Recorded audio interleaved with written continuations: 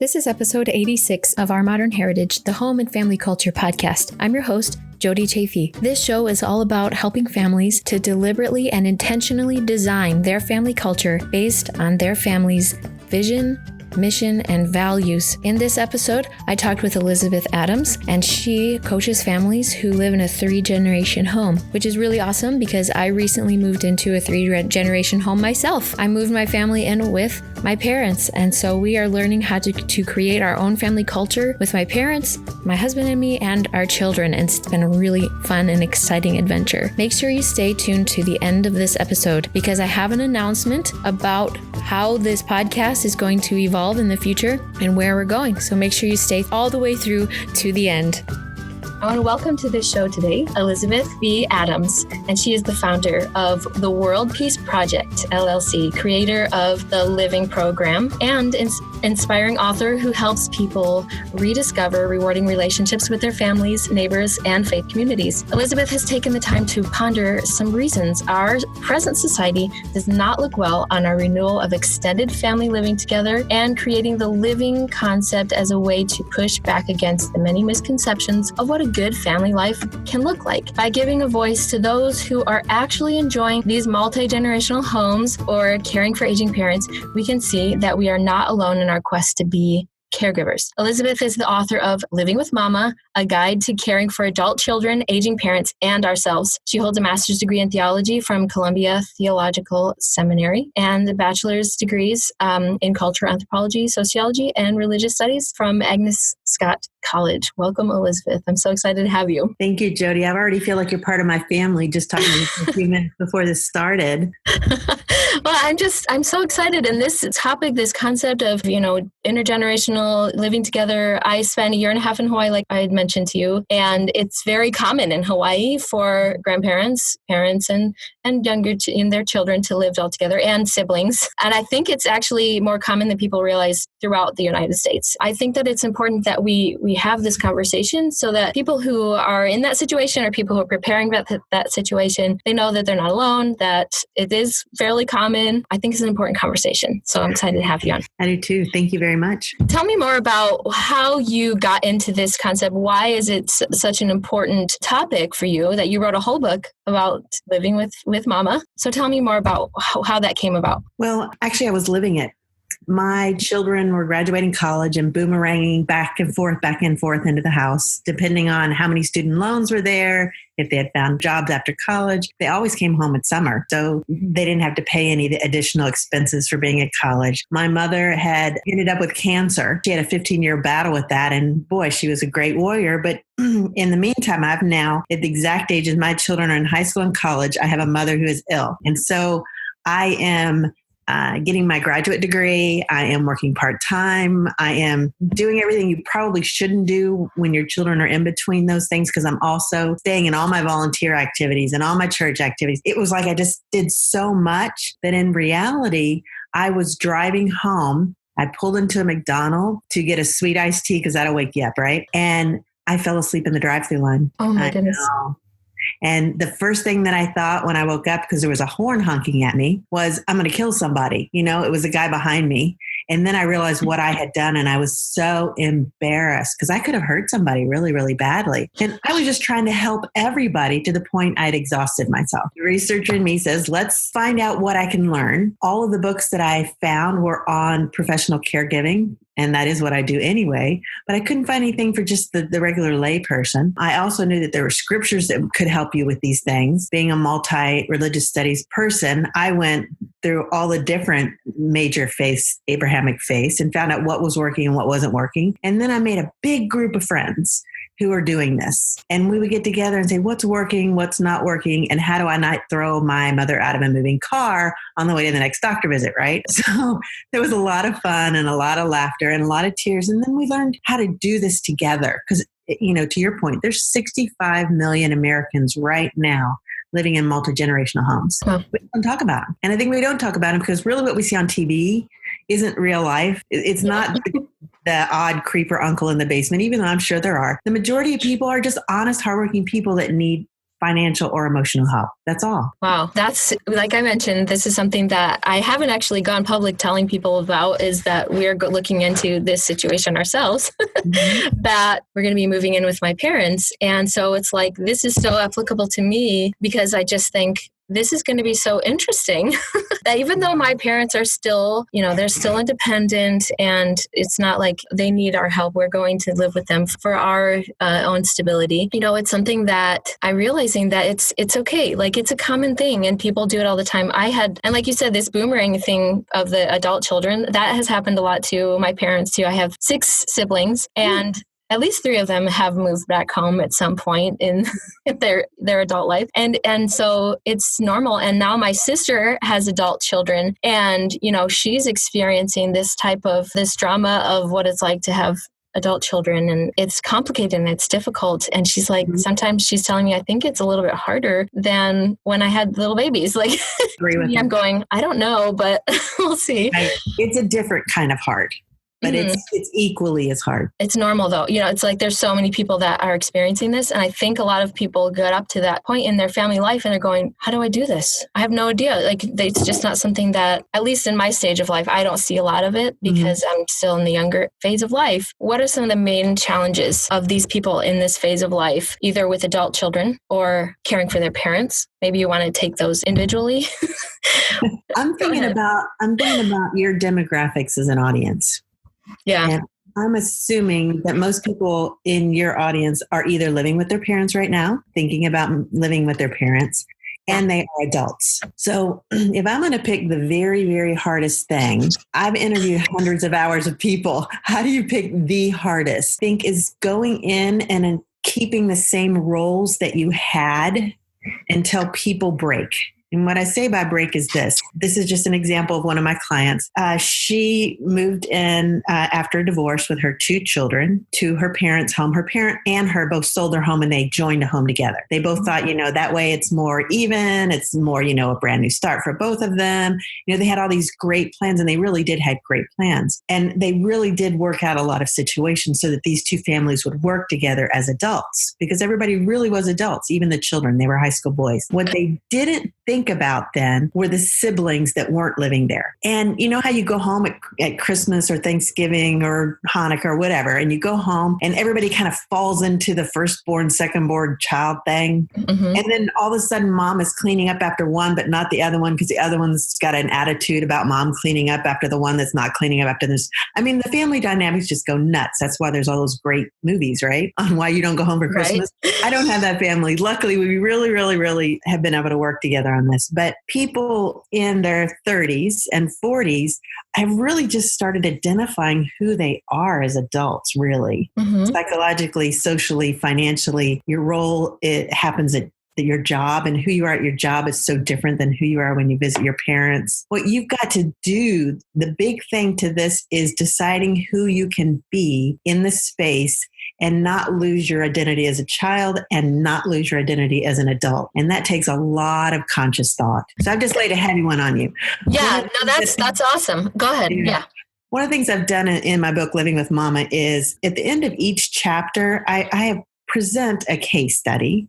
And then I give you some strategies to exercise and try that might help you with these situations. For example, I believe that to have joy in your family, you have to be very conscious of it, and you have to work towards that goal. A colleague of mine, had moved home with her parent, and she didn't feel like it was her home. She didn't feel like she could set things out for her. She felt like she could only leave things that were her parents' things out. And she wasn't comfortable, but she was more uncomfortable talking to her parents about it. And if you're too uncomfortable to talk to your mother about how you want to put out your crock pot, there are bigger issues here. And I suggest family counseling, because it's not about the crock pot, is it? No. Right.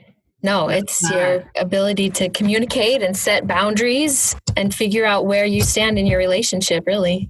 And accept that your parents are adults without being your parent. That's a big light bulb right there. If you can treat your mother as another woman that you live with, you have automatically changed your relationship, because you're going to treat her kinder. You're not going to expect her to clean up after you or your dishes or whatever. Yeah. And as a mother, I have to look at my daughters as, oh, well, you're a 30 some odd year old woman. I certainly don't have any business telling you what you should wear or what time you should come home. And these are communication skills that we had to learn with each other. Wow. I'm already like trying to picture all of this in my mind because, I have a really good relationship with my parents and they've come to visit us often and we've been able to grow a lot. Ever since I was a teenager, my parents, we would sit and talk about self-help programs and books and things like that. As an adult, we do that even more so, especially as my parents listen to my platforms and things like that. And they're impressed by what I'm doing. And I'm picturing this in my mind going, but how is this going to look in real life?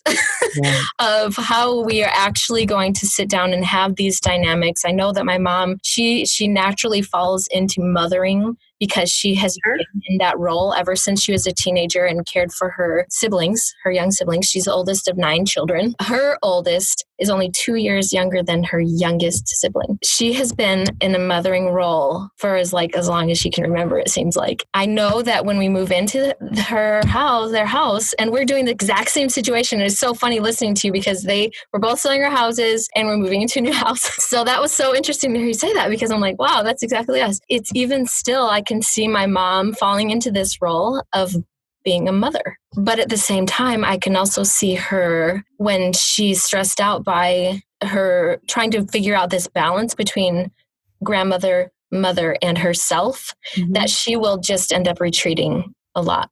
Like she's the type of person that will just retreat whenever she feels that dichotomy and that stress. The house that we're going to be moving into, hopefully, it has like a place where she'll be able to go. Like the master suite is good. It's like a nice suite where she'll be able to go and retreat. It's like her sanctuary for my parents.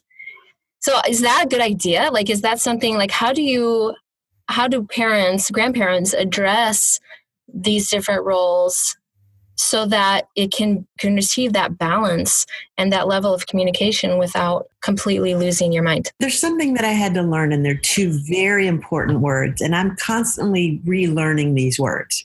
I have to learn to say, I need. That's very simple. That's not manipulative. That's not controlling. What I can say is what I need, and then how the people in my home or in our home respond to my need is based on how they hear it, or how they're willing to accept it, or whether they don't want it at all. And then I have to learn to accept they might not hear it at all because that's not where they are. Let me reiterate with that. It's hard to learn to say I need because most of the time we don't know what we need. We know what we want. We know what we wish. We wish we all had trust funds. If we were trust fund kids who could live in a compound. Yeah, but that's not anybody's really reality other than they say it is on TV. I had to learn to say I need. For example, the reason why I was in the car asleep was because I'm a mother or I'm a caregiver and I was doing everybody's needs. And I fell asleep. So what I had to do was narrow that down and not say, oh, I need to stop taking care of everybody. What I needed to do was say, okay, what do I need so I don't fall asleep in the car? That's so simple. What do I need to do so I get more rest? That's simple. Okay, well, why don't I do those things is my next question. Why don't I do the things that are there? For example, the reason why I was in the car is because I had driven 300 miles to my mother's house, which I'd done every month for 10 years. To clean her house because she was going through chemo again. And I wanted her to have a clean bathroom to be sick in when I wasn't there. I wanted her to have meals in the refrigerator. She owned her own business. She was still taking care of herself financially. I wanted her to have what I wish was my love when I'm not living in the same house with her at the time. And to step back and see, I just wanted my mother to feel like I loved her when she was sick and I wasn't there. Well, what are the other things I could do that don't make me so tired? And then I'm not so emotional. Then it's not like, oh, I can't do it all. Well, nobody can. Right. Well, what can I do here of that need? I need my mother to feel like I love her even when I'm not there. And I had to reorganize those thoughts. And I stopped driving every single month to do that. I made it so that her house was clean. I made it so that she could have those things, but I didn't have to do them. So if she was so, financially well off, you could arrange to make sure that there was somebody to come clean her house maybe? Exactly. Well, she wasn't. And so I had to think of bargaining things to do. I'm a counselor. I'll counsel somebody to clean my mother's kitchen. I don't mind bartering. I don't mind. I had a friend, we were exercise buddies, and what we would do for each other is if the one didn't walk, then it was our job to clean the other one's kitchen because we both hate cleaning kitchens. I'll barter anything to get things motivated. This is so interesting. Well, I just had a couple of interviews that were about boundaries that I think are an important thing that, my listeners, if you haven't listened to those episodes, go back and listen to those boundaries and establishing those things, because I think that we often allow ourselves to be the martyr. We often allow ourselves to become, resentful when we don't become clear. And then that begins your relationship deteriorating. Exactly. And I just think that it's, it's so important that we are able to have those conversations to say, I need, because that is establishing boundaries and not allowing yourself to get to the point where I'm just going to become resentful. And then everything starts to fall apart. You're miserable. And then you get to the point where you're just going to quit. Or what? Where do you go from there? You can't give up. Let me tell you that I believe boundaries is a good but kind of overused word today, because it's what you are saying. A lot of times boundaries become these obstacles instead of communication. It's like, no, I will never do this and you will never do that. And those words, if you remove those and start using the word I need, then you still allow communication. For example, I told my daughter who was living at home, I was going through finals in grad school. I was doing my thesis. I was about to lose my mind. And the one thing that drives me nuts is animal hair. And I would sit on the couch with my dogs and her dogs and all the animals that we have. And I would get up and my slacks would be covered with hair. So I said to her, I need you to vacuum at least once a week.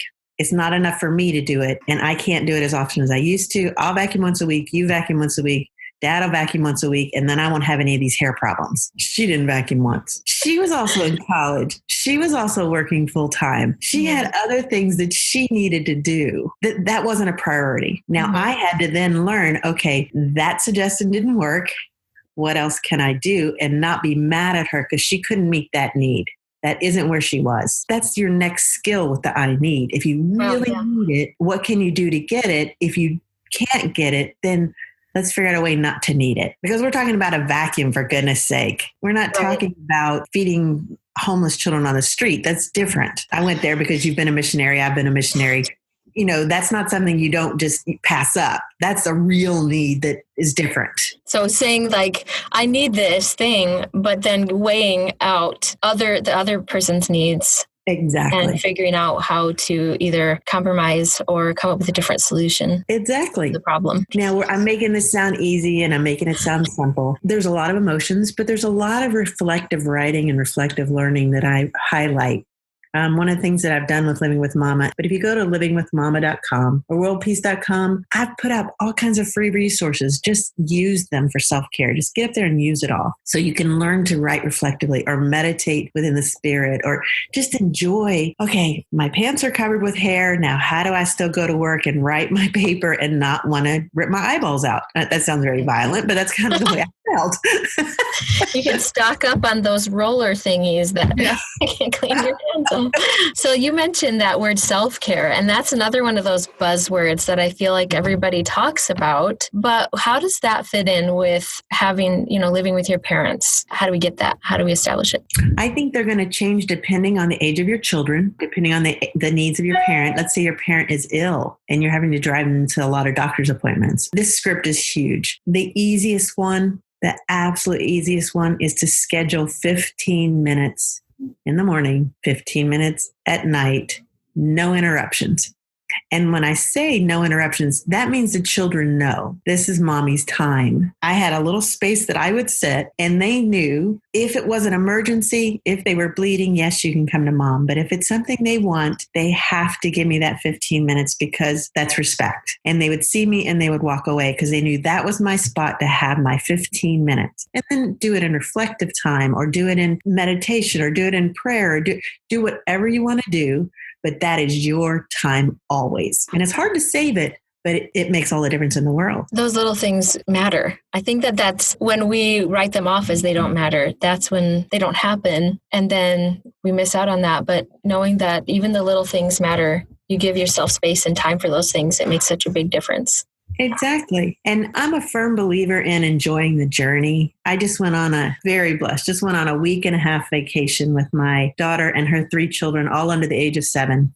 And we did 3 different stops, everything from amusement parks to the Capitol. We had a ball, but boy, that van got really small after day 4 because, you drive another 4 hours and you stop and have an adventure. And then you drive another. I still had to find my 15 minutes so that I could be a very fun grandmother. Yeah. And I had to find my daughter's 15 minutes so she could still be a very fun mother. Okay, honey, you have breakfast alone. I'll take the kid. We both know we need that to charge so that we could be fun for everybody then the rest of the day. I like how you've given us some really good dialogue for how to address our needs, saying, I need this, I need 15 minutes. And then also advocating for another person by saying, how can I help you with your needs, Exactly. perhaps, I think that those are really crucial strategies for going into this kind of a situation because it can be so unique to us individually that we have to be willing to have an open mind to allow space for things that feel unusual or things that are not necessarily scripted out for us, and being able to say, well, this is what we've done, but it's not working anymore. Let's talk about for now going forward here, how do we rewrite or, talk about the things that were normal for our roles, for our standards, things that maybe even growing up in our parents' house as kids, but then living together as adults, right? There's just different standards, different guidelines, different rules, different roles. How do we establish that? How do we come together to rewrite those roles? Well, just a little bit that I've known about you from listening to a couple of your podcasts and what we're talking about right now, I think you're very confident when you feel what's best for you. I heard you talk about how don't use the phone as the pleasure center to your brain all the time. Right? Let the phone move aside. And in that 15 minutes, I didn't have a phone with me. It couldn't buzz. It couldn't interrupt me. Nobody's time was as important as mine was in that 15 minutes. It all went away. This was my recharge moment. Well, my 2-year-old did crawl in my lap, but I love that. That's different. That's like a kitty cat, right? You want the cat in your lap. So having said that, I think that if you're taking them one at a time instead of letting them build up, then you're not going to have the issue. My daughter and I have we both love her children intensely, but she's the mother. And she makes all the decisions, and I'm just a helper. If she's not in the home, I make all the decisions. And the kids know this. My yes is yes, my no is no. My daughter's yes is yes, my daughter's no is no. And then she reminded me, we were on a vacation together, and I was tired, and one of them was whining, and I was like, here, take this. And she's like, you can't do that. Oh, you're right, I can't. Now I wanted to crawl under a rock and die, because when you're 30-some-odd, your daughter points out something that's very fundamental to you, and you still broke it, that means we have a great relationship, because she could tell me that's not who we are, and you're right. Wow. Yeah, I can see that happening where it's like, okay, you got to figure out who has that authority, hierarchy almost of authority to the grandkids. You don't want them going to mom says no, and then like in a normal family, it's mom says no, oh well, let's go to ask dad. Dad said no, oh let's go ask mom. And then it adds this other layer of dynamic where it's like, well, mom and dad said no, I'm going to go ask grandma.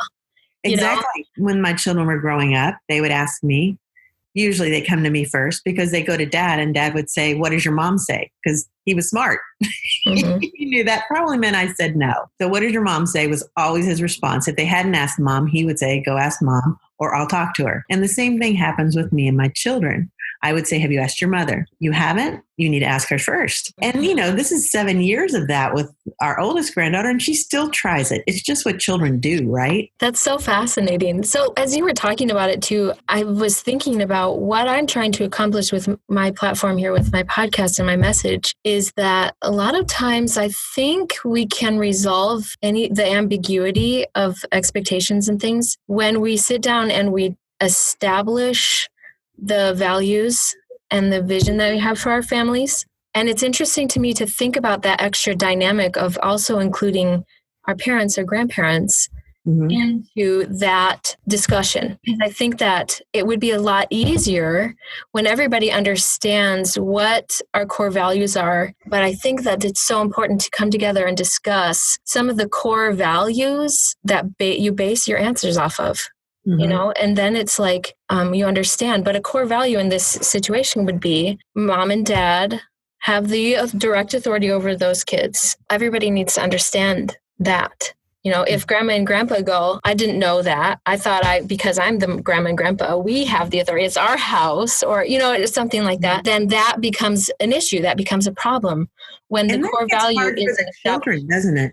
Right. It's really hard for the kids because let's be honest, I've had more than one boss at one time. It's the worst job in the world because they're going to tell you different things. And it was probably the worst job I ever had. That would be very confusing. So I think that that's really, it comes back to establishing the roles in the home, establishing those core values, and then ultimately, what is the purpose of here living together here? You know, what is our objective of being able to raise healthy children? But there is an objective. So being able to come together and discuss what that is. One of the core objectives in my house has, for 30 some odd years, been, let's look at the core virtues or the core gifts: peace, patience, kindness, goodness, gentleness, self-control. I looked at definitions of what those words mean. I used that definition of, okay, am I being peaceful? Because the word peaceful isn't absence of war. That's not what it means at all. It actually means a wholeness of self, a wholeness of body. Am I being peaceful in this situation? I'm not. So what can I do to get there? And when I get peaceful, the family gets peaceful. And when I get joyful, the family gets joyful. It is contagious. And if there isn't what I'm going to call the negative ninny in the room, they can really pollute the whole room. Okay, you can't change that negativity. You can change who you are in that situation. You could walk out of the room. You could go somewhere. You could do something so that you could stay in a positive space and not bleed over into not being peaceful. Because that's who I am at my core. I want to be a peaceful person. You know, that's family culture. That's culture. Yeah. In general.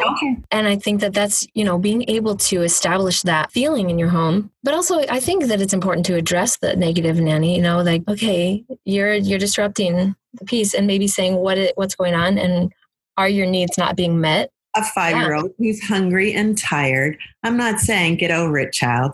I do, to your point, address that need. But if that becomes your platform of how you're getting attention, I'm not going to pay attention to that.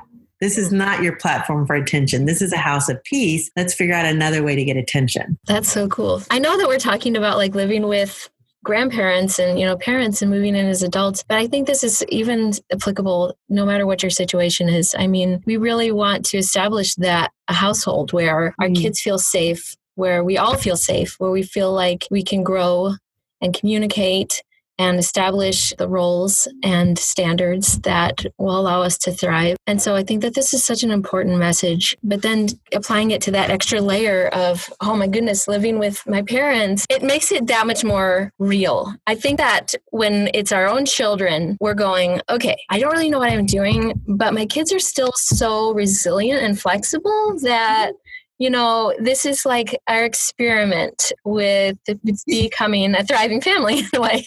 Yes, it is. But when you're an adult and you move in with your parents, it's almost more, you know, it's like when they're little, you're going, this is the space where they can make mistakes. This is the space where they can struggle because the repercussions are minimal, right? Like we can learn and we can discuss, and we as adults, their parents are mirroring to them how to respond to negative situations, and they're learning. But I think once we become adults and we're moving with our parents, it's almost like it's a bigger risk that we're taking. I think it would be a good idea to come at it as this is an experiment, but the consequences are bigger in a way. Does that make sense? I think that they can be. I'm not disagreeing. I think they can be. But imagine how sacred it would be in your home if even adults were allowed to make mistakes. Yes. Right? Yes. Yes. There's a sacredness in that. Because, for example, my mother and I were absolutely best friends. Absolutely best friends. And we are close enough that sometimes she would be so ill, I would have to help her bathe.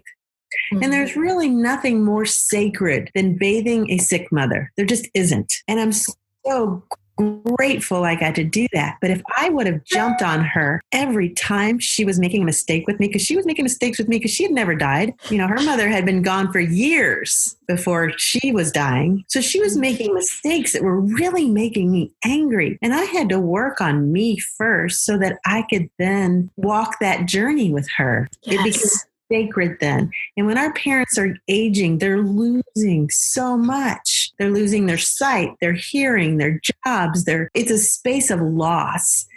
And sometimes, you know how it is when you lose things, you get angry. And so you might snap at somebody, or you might have one of those days where you just want to be miserable. Well, okay, I will give you today. It was a mistake day. Done. Over. I gave you today. Now let's go on with tomorrow. And that went a long way between me and my mother as she walked that final path, because we could have been angry at each other or we could have enjoyed the journey together. And I preferred to walk the journey together. Wow, I'm so glad you said that, because I agree so much. Like, we as adults, we are still learning. And then, yes, our parents are going through, this end of life cycle. I can't even imagine. My mom's parents are in their 90s, and she's watching them mentally and physically deteriorate. And then she's thinking, oh my goodness, that's going to be me in the near future, or, things like that. And gosh, I can't even imagine the struggle that would be. And to just go into the situation expecting your parents to be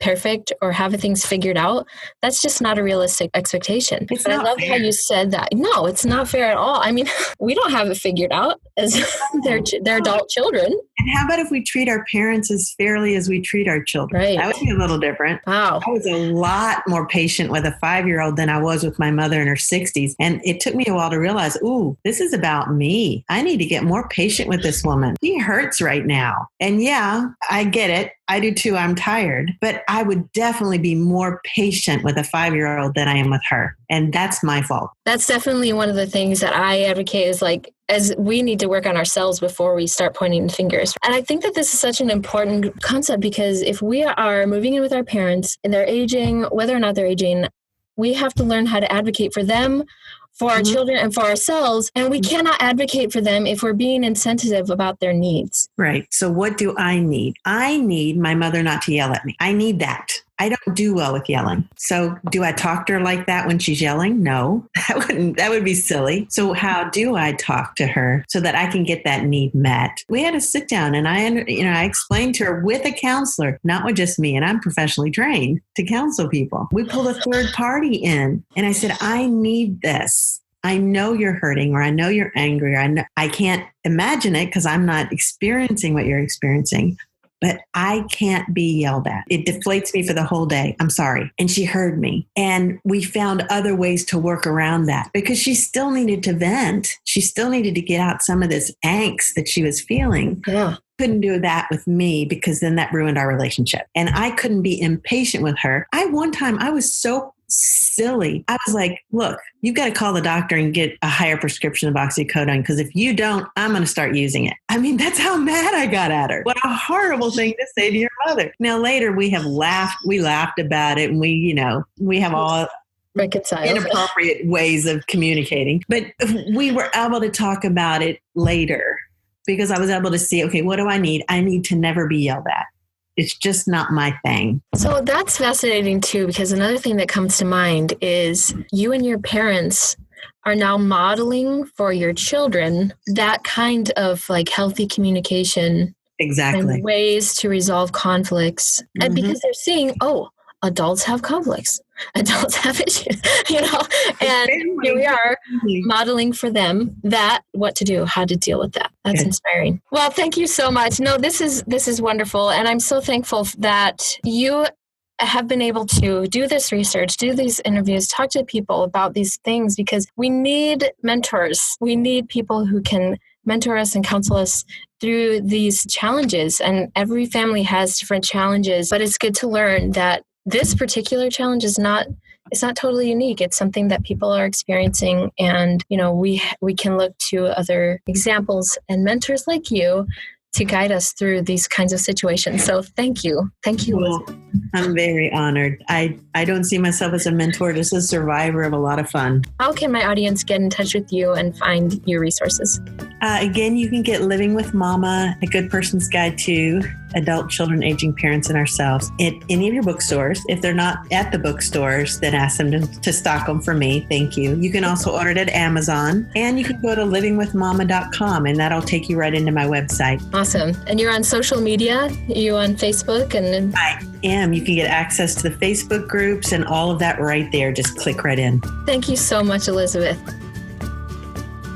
Thank you so much for joining me with this episode. I really enjoyed listening to Elizabeth and all of her tips and ideas for living in a 3-generation home and learning how many people out there who are in that situation. So if you're a parent living with your kids and grandchildren, or if you live with your parents and kids, I hope that this episode was helpful and beneficial to you. Now I want to make an announcement. Thank you so much for staying through the end of the episode so you could hear my announcement. There's some good news and some bad news.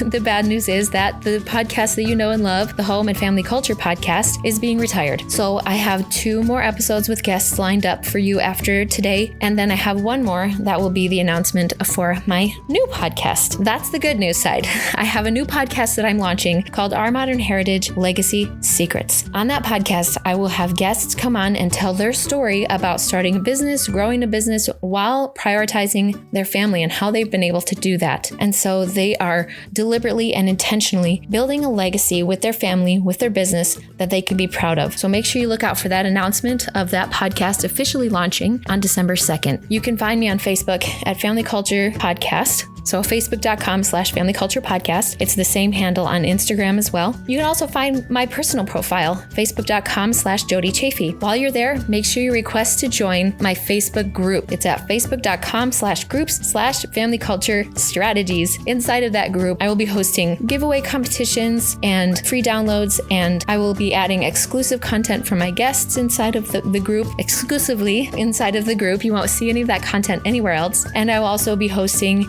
Family Culture Strategies masterclasses every month. And I will be also hosting a Friday Q&A session with me. So I hope you'll come in and join the group. It's going to be really awesome. I really want to build a community and a movement around having an intentional family culture, because our family culture is everything. It's who we are. It's our legacy. I want to help you build that legacy of a family that is unified and strong and built on trust and innovation and creativity and all of those things that create a thriving family culture. So please come check those things out. And remember, if you want to change the world, go home and love your family.